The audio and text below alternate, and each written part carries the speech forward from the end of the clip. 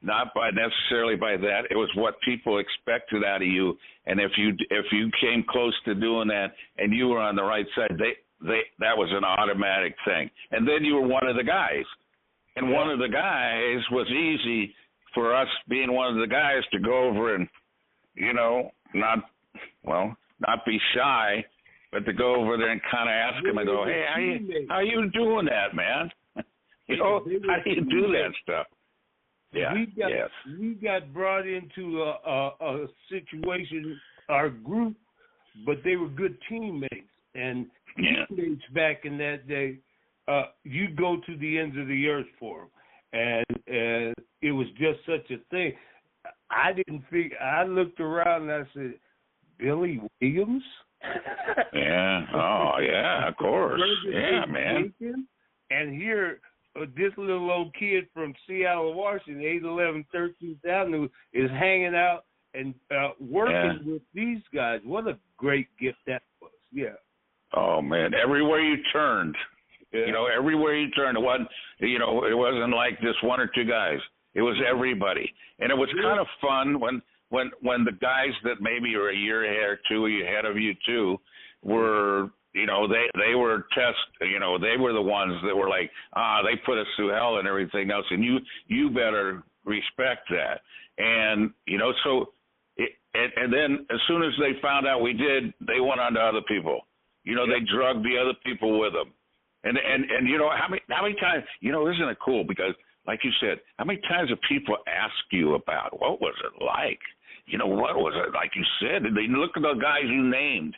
I mean, the legends of the game. The people that instantly everybody knows their name, and we got to be. We got to sit next to them on the bus, man. We got to watch them. In the locker room and that. Oh, man. I got one other question, Mark. To ask him, and it's about the thing we're talking about now. And the three of us were together in San Francisco, me and Darrell and a guy named Vida Blue. Wow. Speak on our teammate, Darrell.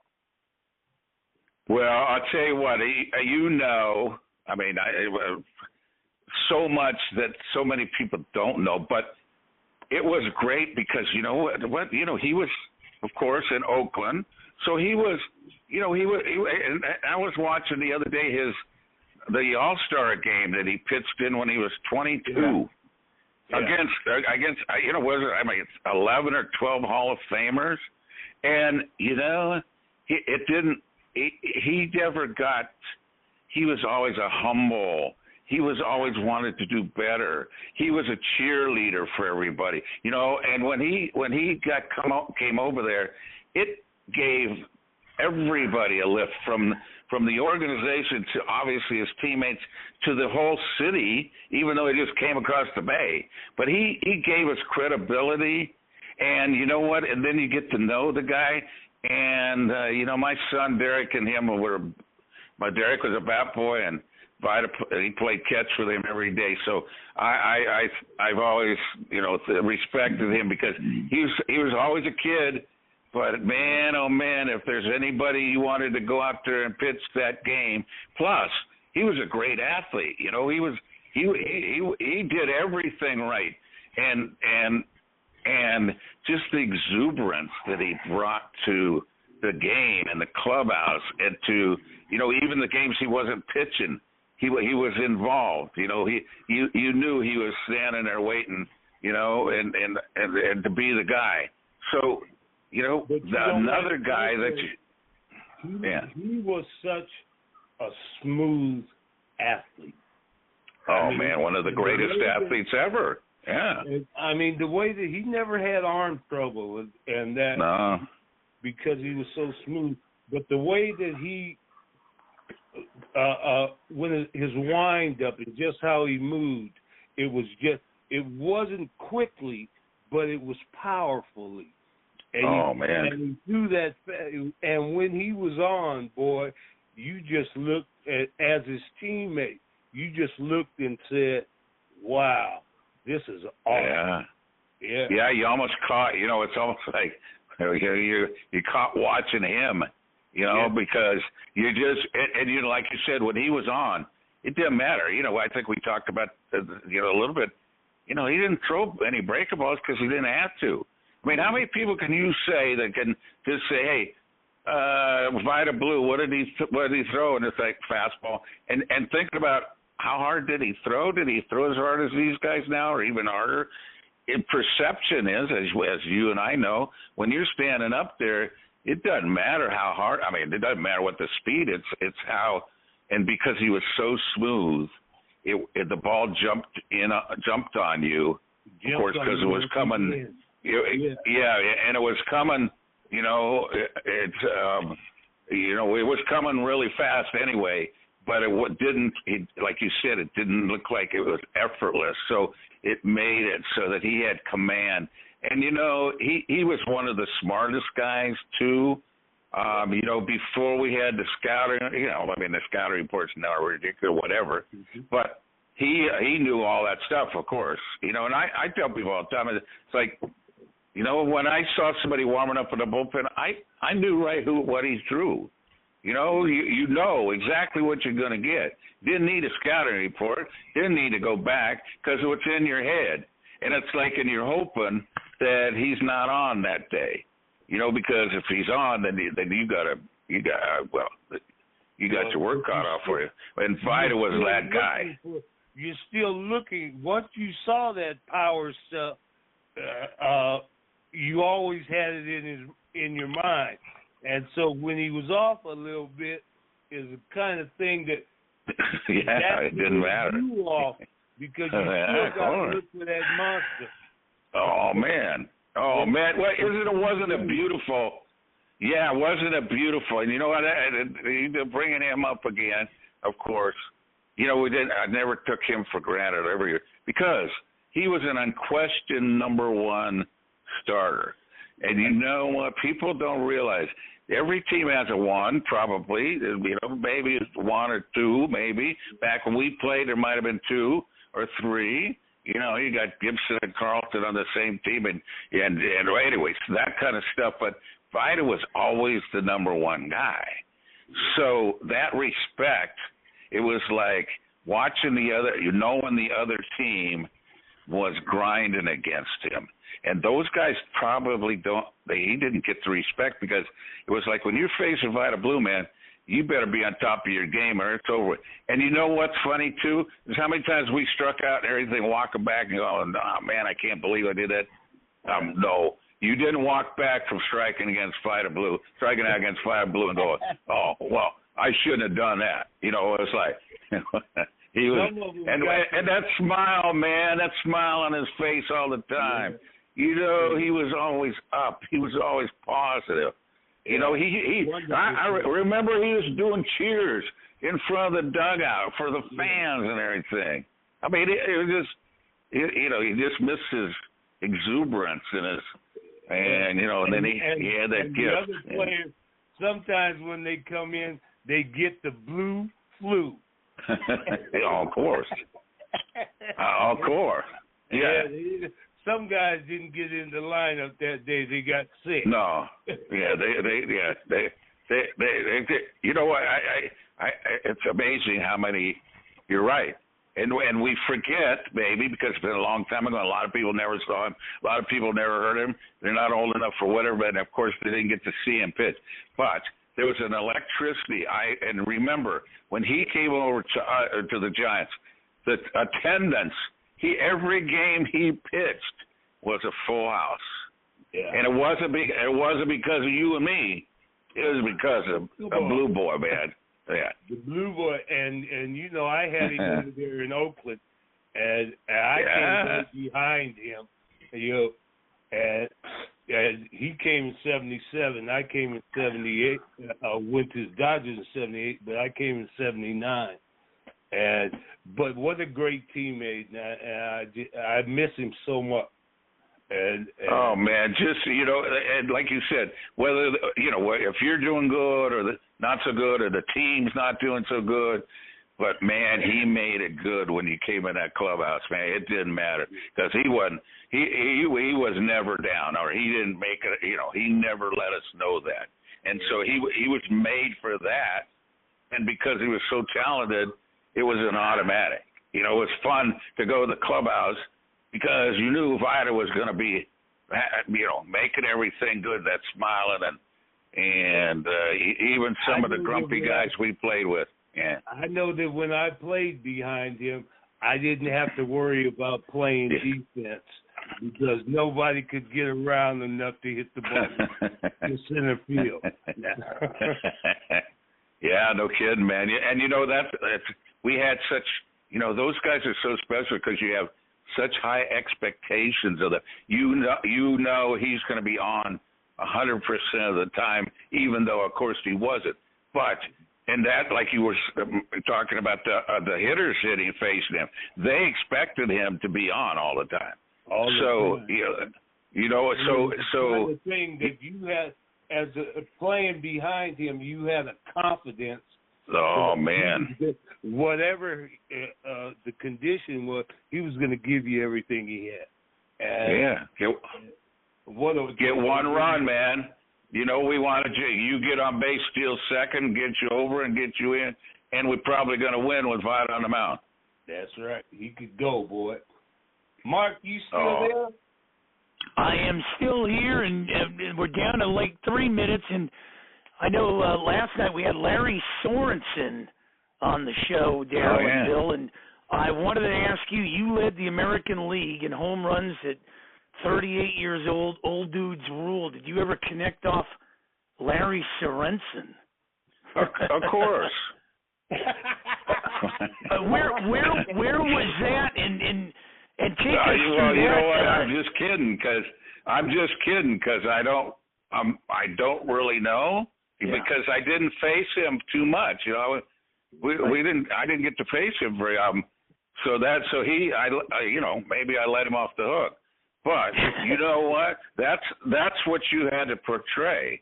And you know, I mean, I'm sure he'd say the same thing. It was like, well, he's going to get me sometime. And that's the same way he was as a hitter against a pitcher. Yeah, he's going to give me sometime, man. But, you know, that next time might be my turn. So, you know, it was the pitchers that think about that. I was just watching. I think there's 7 pitchers in baseball that have an ERA of 3 or below. Now, when we played, if you had a 4 ERA, you were in the bullpen and you weren't pitching. Long, you know, we were. Yeah. And then we were going, oh man, we gotta get Fergie out there, somebody, so we can get in the bullpen. But it ain't that way now. But the thing about it is, those guys had to persevere, especially the starters. They had to pitch 2 or 3 times around. Now they won't. Now they won't allow them to. You know, they won't allow them to. And it's a shame. You look back and you go, all the injuries now and the stress and everything else, I guess. I don't know what it was. But those guys back then, you know, 300 innings, and you're going, wow, he didn't get it worse. You know, he was getting better as the game went along.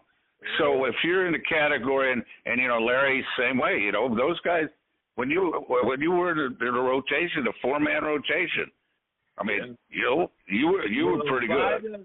Vida, Catfish, and Holtzman, they complete. Oh my God! 24, 25 games out of 35. Yeah. How do you beat those guys? Yeah, I mean. Yeah, not only that. Nolan Ryan took 71 no-hitters into the 7th inning. You can't even get guys to go 71 innings in a career. See, that's sickening. I mean, that's. I know that's a reality stat, but like you said, think about that. 70. Are you kidding me? But it's not even a surprise. It was like, right. And you know, it was like, well, yeah. Hey, man. Hopefully, you know, we're probably not going to get. Well, that's why it was like, well, somebody better take him deep because he ain't going to give up 3 singles in a row. Yeah. You know, and that's what we thought of everybody. We're almost done with this show. Billy, we got to bring him back again. There's so much to talk about. The American and National League and home runs. I mean, Bill James called him the most underrated player. I mean, we got to get him back here, Billy. Sure. Let's do it. Let's do it. I love talking to you guys anyway. And Billy, it's always great catching up. And the memories, Mark, and, I know the show, but, the memories of your teammates, and especially the ones that you were close to, and the ones that you fought those battles with, the ones you knew had your back. And Billy certainly, and everybody knows that. And that's why it's fun to go back and to let you guys know what it was really like. So let's do it. No doubt let's about do it it. again. Unbelievable.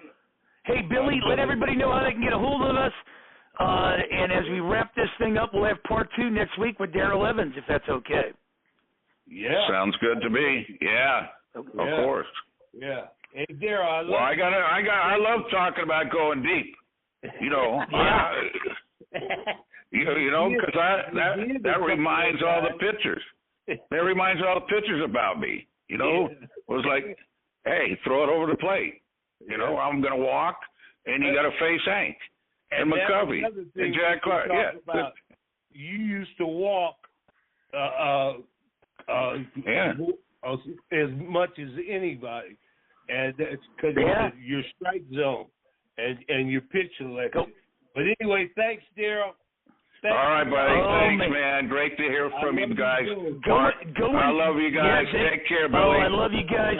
Going deep with Darrell. Part 2 next Wednesday, same time. Billy. Sounds good. Billy, where can I get a hold of you, brother? BILLNORTE 15@gmail.com. And what a great show. Oh, yeah. Thank you so much. Slap that on a T-shirt along with True North podcast. Slap that Going Deep with Darrell. We just came up with something. We'll talk about it next week. For Darrell Evans, Billy North, yours truly, Mark Mancini. Catch the archive version on blogtalkradio.com/Mancini Sports. We love you dearly. Thanks for listening. Thank you. Have a